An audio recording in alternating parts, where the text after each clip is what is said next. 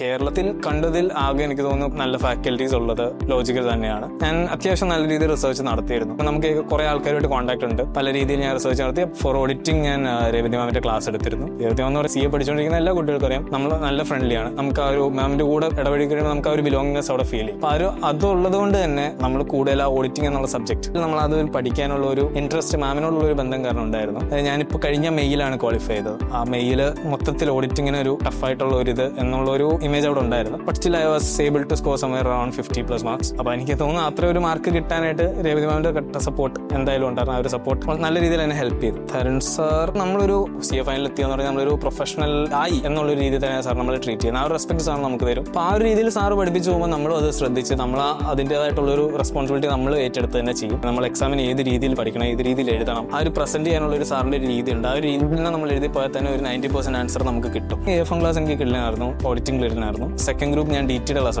Direct action class ആണ് എടുത്തത്. Josan class was really good. അപ്പോൾ ഇപ്പോഴും എൻ്റെ അടുത്ത് ഞാൻ ക്വാളിഫൈഡ് ആയതുകൊണ്ട് തന്നെ കുറെ ആൾക്കാർ എൻ്റെ അടുത്ത് റെക്കമെൻഡേഷൻ ചോദിക്കാൻ, ഇവിടെ പഠിക്കണം, ഇങ്ങനെ പഠിക്കണം എന്നുള്ള രീതിയിൽ. അപ്പോൾ മോസ്റ്റ്ലി ഞാൻ സജസ്റ്റ് ചെയ്യാറുണ്ട് ലോജിക്. അപ്പോൾ ലോജിക് ഞാൻ എപ്പോഴും സജസ്റ്റ് ചെയ്യാറുണ്ട്.